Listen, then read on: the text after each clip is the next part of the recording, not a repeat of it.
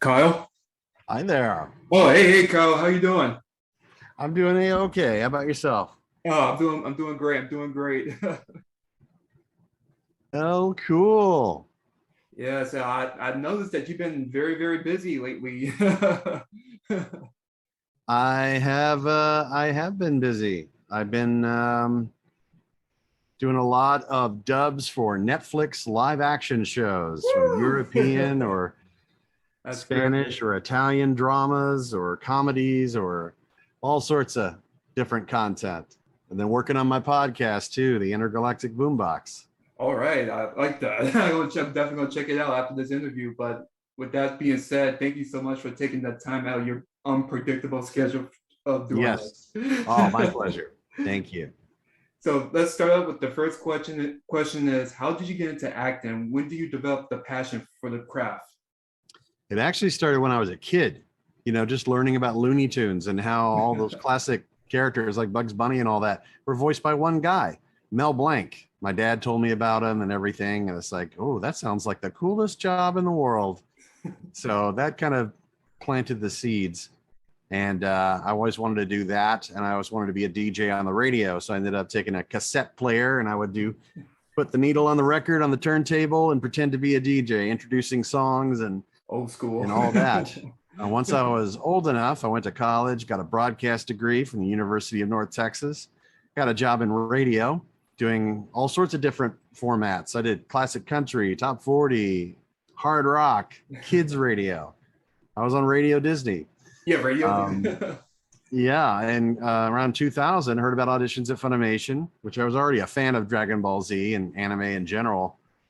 And it's like, wow, this is like my shot. This is a great. So I went in, tried out, got hired for some bit parts. They want to make sure that the new talent can do the lip sync thing. Because when you record, it's always beep, beep, beep, act. Act on the fourth beat. On the fourth imaginary beep. Yeah. So I guess I fooled them enough. So within a few months, the role that I first read for, Teen Gohan, was given to me. So when Gohan goes to high school, that's where I took over the role, and I've been playing him ever since in all the shows and movies and games. 20 plus years, man. Thank you so much for providing both your vocal talents for Gohan and many other characters you've done with the Dragon Ball series. But let me backtrack back to Radio Disney. Yeah. That's where you met Kara Edwards, right? Yes. Yeah. First, I met her. She was coming on to answer the phones, our request lines. And then suddenly I just threw her on the air with me and she became an on-air co-host. So we started doing this show and I thought about the name that I'd used when I was a rock DJ called the Intergalactic Boombox, which I now use for my podcast name. And we would do this theater of the mind sort of approach with sound effects, sci-fi sounds and music, soundtrack cues and all that from classic sci-fi. And we would do that and pretend that we were on a spaceship. We have the kids call in and we're just acting silly. And I did crazy creature sounds and all that sort of thing. And once that Funimation audition happened, several of the other DJs and behind the scene producers also auditioned, ended up getting some work, including Kara. Yeah. Who not only was my on-air co-host on Radio Disney, but she became Goten and Videl. Yeah. So my girlfriend, a future wife, and little brother. That's strange. Yeah, but please tell me y'all both auditioned around the same time, like 20 years ago. Yeah, around the same time, pretty much. Wow. Videl didn't show up right when Gohan did, but pretty soon after. Because I remember Kara, yeah, she got some small parts before she took over as like Videl and Goten. I think she voiced a little girl called Line. I think it's like an episode right before you booked your first role was King Furry. I think that was your first Dragon Ball role, I think. Yes, indeed, King Furry. I think he was very special. Yeah, actually the very first bit parts I did were on the Bardock special. Oh, what? Wow. I feel bad for not checking that out. I didn't know that, but when you say additional voices, like I could have picked your voice out of the crowd, Yeah. I had some small stuff after the Cell Saga. There was tiny little filler episodes, and I was a couple of bad guy thugs. Yeah, you're Mr. Bourbon's gang. Oh, that was you too. I was in his gang. Wow. Yes, And I know you voiced Perovsky too with the Russian accent. that's right. He has not a body. And then little lamb, a little lower pitched Russian guy, General White Yeah, on yeah. Dragon Ball. You did And a I good took job with over. that role too. Definitely Yeah, enjoyable and then doing. Ox King took over Ox King. Oh boy, Gigi's getting married. And then I got the narrator next time on Dragon Ball Z and PyCon and West Kai too. And oh yeah, he did said PyCon. So like ever since you started auditioning for these roles, you've been booking them like crazy and can still able to do the voice like 20 plus years afterward. That's very amazing, Kyle. Very blessed to do what yeah, I do. And we're talking about it too. So it's like you ever since you start booking your various roles in the Dragon Ball series, I mean, you interacted with so many Chris in the business, like Chris Sabat, Chris Kaysen, Christopher Bevins. Man, it's There's a lot of Chris's. yeah. And then table. there's Chris Rager too, but I don't think he's another actor, so you already know. But he teaches acting classes now. So. He do a fantastic job at that too. Because I remember my friend said he took a class and he was a great teacher. Yeah, there's lots of good resources for people. A lot of the Funimation actors are also teachers, and they help people do the looping or dubbing class, so that people can see what that's like to actually do, and they can see it's a lot harder than they may think it is. Because we always emphasize how the importance is not the doing voices, it's the acting. Yeah, you're performing within the lip flap while also making sure you act in a timely fashion too, and you make sure your acting is within that time frame too.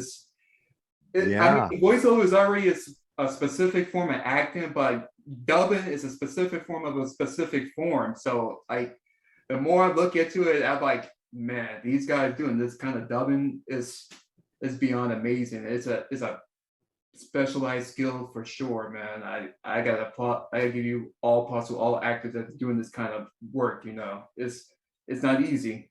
No, and it's actually technically the hardest kind of voice work to do, because it involves the timing and everything. And sometimes that throws some classically trained, great actors, and they're like, nope, that throws me off. I can't do it. People on stage, on camera, some VO people just like, well, this is not for me.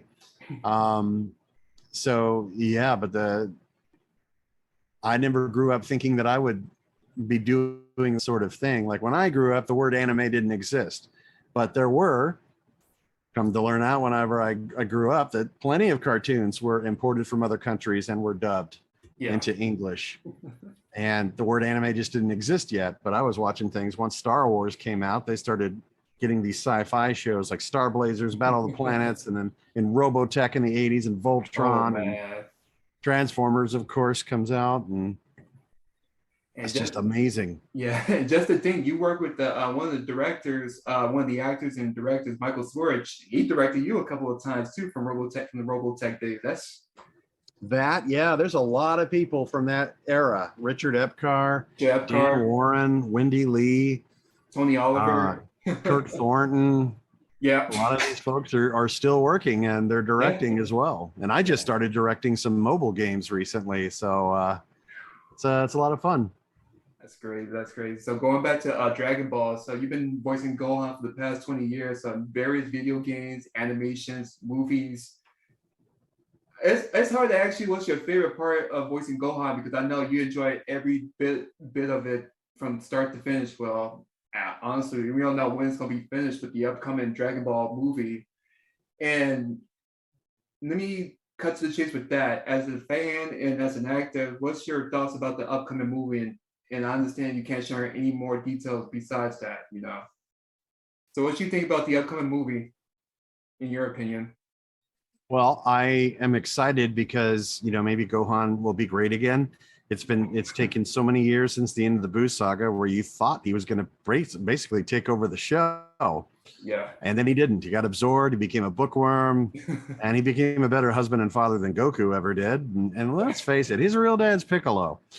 So now we're in this moment where you see the new trailer for Superhero, and you see Gohan wearing the purple gi, just like he did in the Cell Saga. Yeah. He's been training with Piccolo. So it looks like it's going somewhere pretty darn awesome. Yeah. We have not dubbed it yet as of the Okay. recording of this Okay. podcast. So I actually know nothing. I don't know anything. But yeah.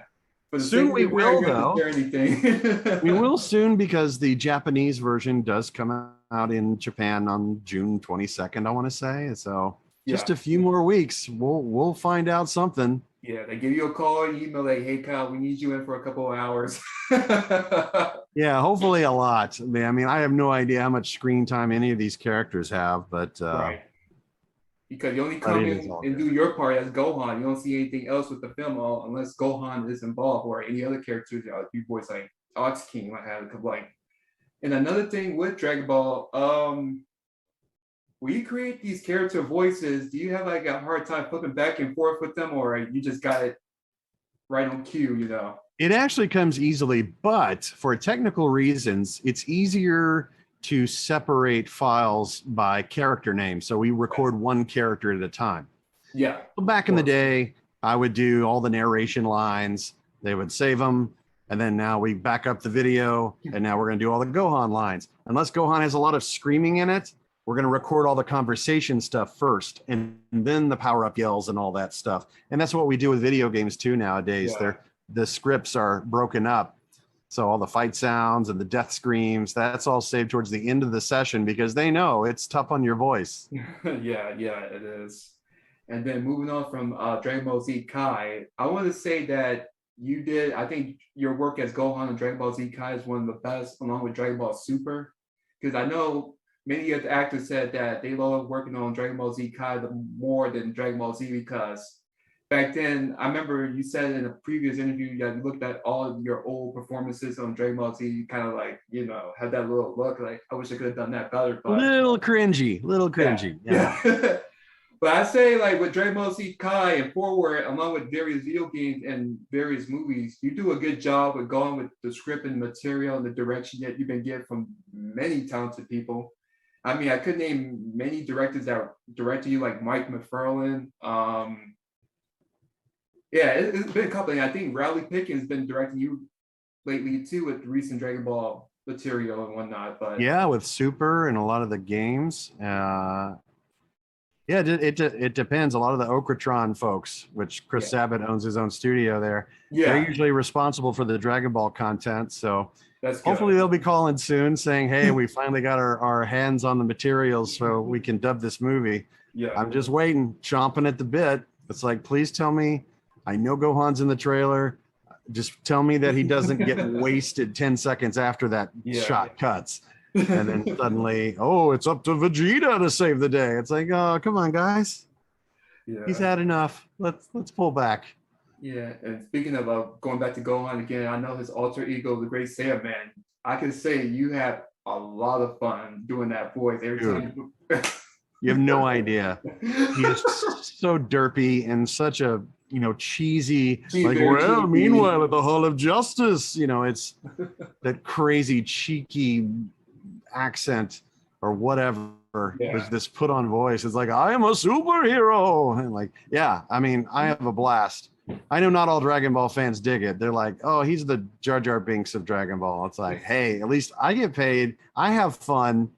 I think it is a great aspect to see a three-dimensional character. Gohan has all these different aspects to him. That's just one of them. Yeah, and you, as a fan and an actor, you having a lot of fun doing this. I mean, like, come on, like, you Gohan acting goofy as a stereotypical superhero with a superhero voice. Like, come on, I'll be laughing myself silly too after a session. Yeah, I mean, all these different aspects are fun to play.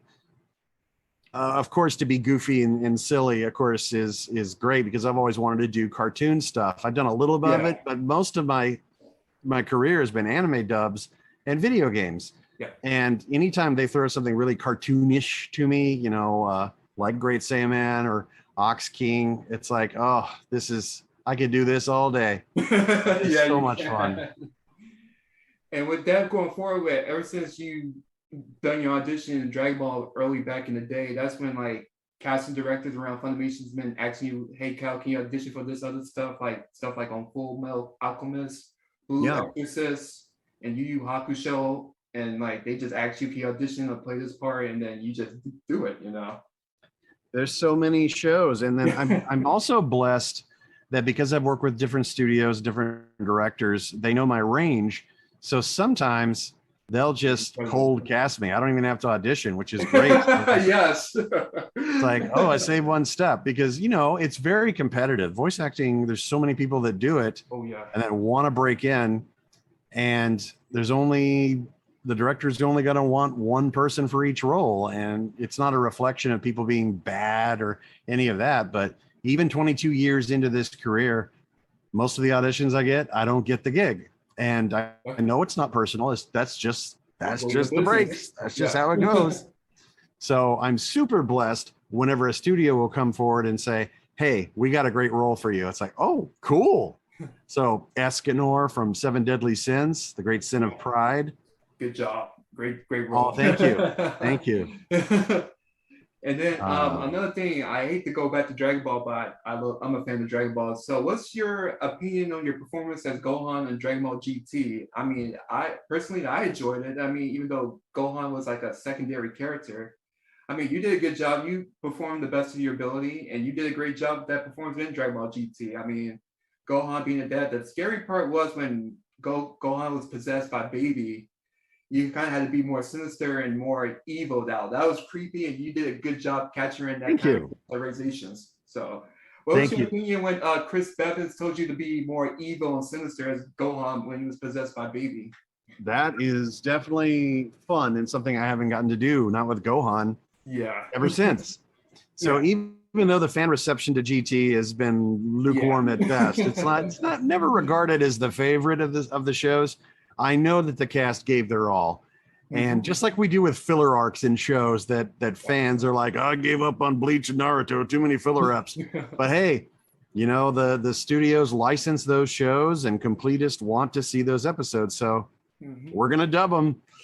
I don't know. It's up to the fans if they're going to watch them, but we're going to dub them. And that's kept me busy for many years, working on all these big tentpole franchises. Thank you. Thank you so much for doing so again. And another thing I want to touch upon is it was a little personal. It's about your transition from moving from Texas to Southern California, specifically LA. I read so much about that. I know it was a very, very difficult process for you to make that huge transition, because you want to explore more opportunities with voiceovers, because as we all know, you have a very incredible range, and I think your background radio helped a lot with that, if I can say that, Thank you. Yeah, because I didn't come from the stage. A lot of actors that walk into these booths trying to do voiceover, they usually get asked, have you had acting training or experience? And I was like, well, I've been at Radio Disney for the past 5 years. It's good that you tell them acting training. Don't come at them and say, hey, I'm a fanboy. Even though I was a fanboy, I was watching Dragon Ball Z ever since 1995. It started airing the first 2 sagas over and over, the Canadian English dub. And I used to go around the house just imitating, next time on Dragon Ball Z. Fast forward, it's like suddenly I'm voicing the narrator. Like, holy crap. Yeah. So I know this is back to the moving transition to LA. I know you had a hard time transitioning, moving, finding an apartment, a place to settle down. And I think you actually asked for a lot of assistance from people like Steve Bloom and other actors. They helped you with that transition much, much better, because as an actor, you don't know when the next paycheck or the next gig going to come. So you got to use your own expenses while continue on your acting career. And that's one of the hardest things about being a freelancer, because you got to understand the whole idea of your budget. And if you think you can make this transition to LA, go for it. But if you don't do it. Otherwise, it might screw you up, and you have to be looking for a day job. Yeah, it's not wise to just pick up and go. You got to be wise about it. So I encourage people to follow their dreams, but you got to be smart about it, because picking up and moving your entire existence from one place to another, doesn't matter what job, you're leaving your family and your friends and everything you're familiar with, going into this alien territory. You don't know what's going to happen. So you got to be as prepared as you can be. And one way to do that is to save a ton of money. I mean, money that you don't think you would ever end up having, but you think about, okay, I want to make this dream happen. How do I do that? Well, people go to school and get degrees for certain things. You don't have to do that for acting unless you're going to teach acting, but getting that experience and training somewhere and kind of accepting the harsh realities is that, yeah, you're going to need a day job for a while. I don't know how long, because everyone's path is unique. You could do everything that I did and have it not work out for you, or you could do something that worked for you that would never in a million years work for me. It's just like, what is that magic formula? No one can tell you, but you're in control of only so much. So the things you are in control of, saving money, training to be a better actor, networking, get to know the people in the industry, and accepting that, yeah, you're probably going to have to pick up and move where the work is. Now, during the pandemic, the industry has actually thrived. We've been able to prove that we can record remotely. Everyone's from home. I'm spoiled by that. I love Same. Like, yay, pants are optional. You know, you roll in all the way from your bed to the recording booth. It's like you're not sitting in traffic. It's great. Yeah. But you know, things are dying down with the pandemic and studios are opening up. They still have good cleaning protocols and all that. So the big question is the work still going to, like if I picked up and left California and moved somewhere cheaper, because God knows it's way too expensive to live there. Yeah. Would I lose work? And I asked all my friends in the industry and they're like, you probably would lose some, because there's some directors that probably would insist on you being here. Others will be like, you worked with us for so many years. Yeah, we'll throw you a ball. We'll throw you a curve. You know, we'll let you work remotely. Yeah. But you know, that's up in the air. So I have to accept that I have to live in a stupidly expensive place, and them's the breaks. Yeah, I understand, man. And I want to again thank you for making that transition, because God knows back when you was, I think I was like 13 around the time you moved to LA. So as I get older, as an adult, I understand the hardship that you went through, because besides maintaining your voiceover career while also having a day job along the line. And another thing, did you have to fly back to Texas to record the Dragon Ball stuff early on before Chris opened up Okratron in LA? Well, yeah, Okra was definitely Dallas based then. They only, in the past 5 years or so, opened up a local studio here in LA. Yeah. And ironically, I live like walking distance to there. So that's good. They really insist I go, then I can. But my home recording setup is approved. All the engineers said, hey, sounds great. Yeah. So yeah, it's definitely like with Kai. We worked on Kai for years before it was even announced. Yeah. For whatever reason, Toei said, nope, don't announce it. It's probably because they wanted to get a broadcast deal with Cartoon Network, and eventually that happened. So we finally got to let the cat out of the bag. It's like, yeah, so there's Kai. We've been working on it forever. We couldn't say anything. So for that, yes, I had to, before there were even developments of doing remote sessions and all that, I would have to fly back on my own dime and record a whole bunch of episodes in bulk. They said, we know you can't afford to fly back every week or something, but if you came back like once every couple months and we got enough scripts to just have you do like this marathon weekend, could you do that? And I said, oh yeah, absolutely. Great job, man. Thank you for thank you.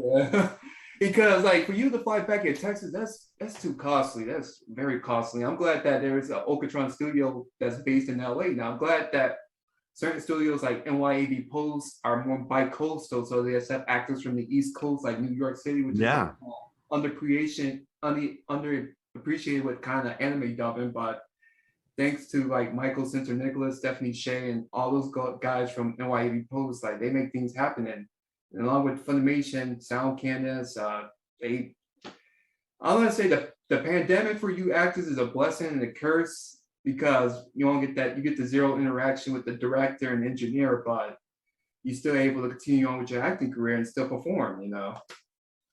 Yeah, it's like you say to yourself, I am grateful to the universe. I'm not digging trenches. I don't have to work retail. I don't have to deal with Karens. I don't have to, you know, there's a lot of bad stuff out there. that people do have to put up with on a daily basis. And you say, all right, all the horrible things going on in the world, I have a roof on my head, I have food on the table, I'm able to pay bills. Not everyone is able to say that.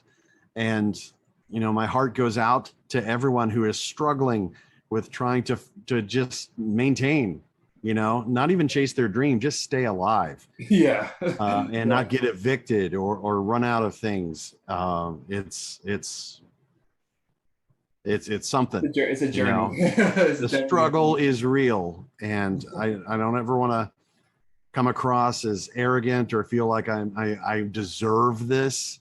I think people that put in their dues and stay, you know, committed, and they're patient, and they just don't give up. I think there's something to be said for that resilience. And I don't know how fast usually the good stuff turns around. Probably when you least expect it. Probably when you're on the brink of giving up, saying, all right, this is not meant to be. And then suddenly it's meant to be. So life will surprise you.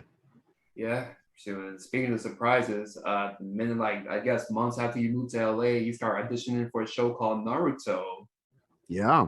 at Studiopolis. Jamie Simone being Yeah. the producer. Mary Elizabeth McGlynn was the director for like 10 plus years before Ryan and Suzanne Golden took over. So Yeah. how was that auditioning for you? Because I know that was fun. That was really impressive because I had met Steve Bloom at a convention the year before, back in 2004. Mhm. And I said, hey, I'm making the big leap to the West Coast. And he's such a genuinely awesome soul Yes, he is. that I'm sorry. I am sorry. This is my phone. I got to answer this. Oh. I want to hit recording again. Yeah, there you go. Okay, that's fine. Yeah, so with Naruto, it's another series where you start doing various voices. You were Kiba. Kiba was your major role, and then Yeah. Inojin, Ino's father. Uh-huh. And what's the name? It's just like, you know, Inojin, Gamaken, like Yeah. the frog, like you was like keep saying like he's not graceful or nothing. Akatsuchi. I mean, Akatsuchi. there's a long list and some Yeah, random I ninja don't name them A's and all but- that. I have Steve Bloom to thank for all this because I met him at a convention and I said, I'm going to be moving to LA next year. And he says, well, cool, man. I'll try and hook you up and introduce you and pass your voice demo around. And he totally did. So when I came out to look for an apartment earlier in 2005, he invited me to go with him to his sessions throughout the day. Yeah. So he walked me into Bang Zoom, where I've been recording stuff through the years, like Gurren Lagann and Yeah. lots of video games and Seven Deadly Sins. JoJo Bizarre's Adventure. Yeah, JoJo's Bizarre Adventure for sure. And then, yeah, he introduced me to Jamie Simone over at Studiopolis, who said, hey, this guy from Texas working on Dragon Ball Z, you should give him a shot. So suddenly I'm auditioning for Kiba. I get that. A few months later, we start Bleach. And I try out for Aizen, and I get the lead villain on that show. It's like, oh my God, this is amazing. Yeah. And speaking on Studiopolis, he also auditioned for a certain role called Belframon on the show called Digimon Data Squad with Jeff Nimoy directing you. Yes. Yeah. I've been on the Digimon series here and there. Yeah, with the Digimon Fusions, Mary and Michael Swords directing you. You were Greymon, Mellow Greymon, Zeke Greymon. For Try, yeah. All the movies Digimon. for Digimon Try. Yeah, Digimon Try. Now, tell me how you got the role as Greymon, Mellow Greymon, War Greymon, and Omnimon. I think that is probably because Lex Lang was not available. Okay. And he was the original voice of those. Yeah. So sometimes that happens. We end up voice matching each other. Yeah. You know what the crazy part, the crazy coincidence is he played Gohan before too from a He Dragon Ball. did. He sound very, y'all both got similar. Wow. So Yeah. when I did War Greymon, it's definitely very similar to Lexus. And then when y'all did Omnimon, it's amazing. It's a huge coincidence with that. Yeah, it's pretty wild. And that, you know, Digimon continues, Pokemon continues. Yeah. I've dipped my toes into that series and that whole world as well through the years. Yeah. It's pretty cool. Yeah, and I know the last Digimon session you did, it was for the movie, and that's when I think you recorded that from home because that's when around the time that the studio shut down, and then that's where you do it. Sure. Yeah, was that like voicing the Greymons? Was it a little kind of crazy? Because I know you're doing like a monster voice while also doing like a vocal match too. So you just like Greymon, and he doesn't have a lot of lines, but it's more for you just acting and sound like you're in pain or you're growling, like straining a grunting or Yeah, they could add some filters or some sound effects to kind of tweak it, but yeah, basically I'm shredding my voice. So yeah, doing it very. from home, I live in an apartment complex, so my neighbors probably thought, "Oh my God, call the cops! Is he murdering someone down there? What is this?" Yeah, yeah, yeah. And yeah, Like, oh my but God, call the priest. and then there's another form in the last movie where Greymon became this humanoid form. That you did something with your voice where it sounded more unique. You just sound like I can feel the pain in her heart. Yeah, that was an interesting take. So did Suzanne Goldis tell you to make Greymon sound more human like? I believe so. Yeah, yeah. Because when we go in there, we haven't seen the footage. We trust our directors to catch us up about context and story points and all that. So yeah, they said, for this one scene, we want to have you do kind of tweak the approach to this because normally he doesn't speak. Yeah. It's usually like, it's like, okay, well, we'll humanize him a little bit for Yeah. this one sequence. Like, all Yeah. right, You did a cool. great job with that too, because like, is that Kyle? I'm like, yeah, that's Kyle. And then, and then with Yeah, I mean, Omnimon, it's my job to give the director what they're looking for. you had to, did you voice first or did you have to match what Kirk Thornton did with his voice for Omnimon? Because you did it I at the think I think they did actually play me a sample of Kirk's stuff to make sure that I was kind of in the same zone. That's what we do when we end up re-recording each other's parts. yeah. Sometimes, Kirk or Richard Epcar or someone will be like, "Oh, we can't get him in the booth, but we have a deadline. Can you voice match him? If we play a couple of lines, we forgot to get this one reaction sound." Or like, like, Yeah, because Kirk, I yeah, can't believe this is my life. yeah, Kirk's amazing with those monster voices too, because it's like you have a distinct cadence when you do those kind of monster voices, like you done too. And Yeah. yeah, so I want to thank you for your performance on the Digimon series because I know you definitely had a fun time, sounding like a monster like Greymon or Greymon. Dude, anytime I have and I get hired to voice act, it is literally a playground. I'm a middle-aged man, but I feel like a little kid. I get to revisit all those great childhood memories because I'm getting to help create new ones. Yeah. And speaking of which, this is another gig you did with Studiopolis. You auditioned for this character called Big the Cat, where now, was that a funny audition for you because you had to do a vocal match, but still give it your own unique take on it? Yeah, with Sonic, that was definitely a lot of.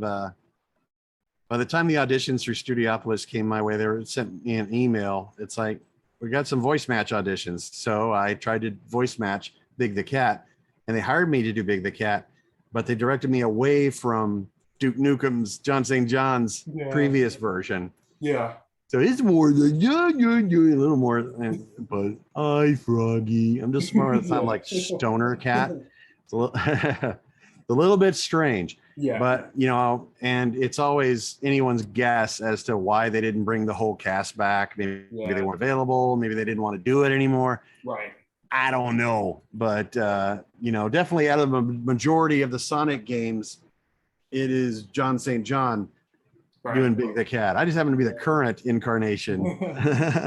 Yeah, and another big role that you auditioned to book was Ryu from the Street Fighter game, and they actually called you in the voice for the Super Smash Bros. Game too. So like here you are thinking like, wow, like this gig is bringing me on to more interesting stuff like Super Smash Bros. I mean, yeah, so dude, Ryu getting to be in Super Smash and then being in a Power Rangers game. Yeah. What? Good to say it's morphin time as Ryu. Like, what is life? and the ironic start with that is you also voiced Kazuya in this Tekken CGI movie back at Bang Zoom, and you did this. Yeah. like 10 years back. So was that a little interesting to do because Kazuya and Ryu are similar characters, with similar backgrounds, like here you They are. are. And I knew I would never get hired for that role because he sounds so much like Ryu that Yeah. basically if you watch me in that movie or listen to me in the movie, it's like, it's Ryu. Yeah. And I guess they thought it would be a kind of a funny in joke. Yeah. Bring it someone from is. another franchise over. So it's like, all right, I'm in on the joke. I love it. That's funny. Yeah, you do so amazing job with so many roles. And I want to wrap this up with this, Kyle. Thank you so much for sharing your time with me with this interview. It's been so much information you poured out right here. And I'm praying and hoping that you continue on with your voiceover career and continue to have so much fun with it. Hey, And thank you. I appreciate the opportunity, sir. This has been awesome. And I want to thank your viewers for supporting anime as an art form and supporting the voice actors and the writers, directors, producers, all the people that help bring this great art form to a mass audience. We couldn't do it without you. Thank you. Thank you. You're very welcome. And Thank you. enjoy your dinner, sir. And hopefully I will meet you at a future con. Sounds like a plan. All right, Kyle. Take care, man. All right. You too. Bye.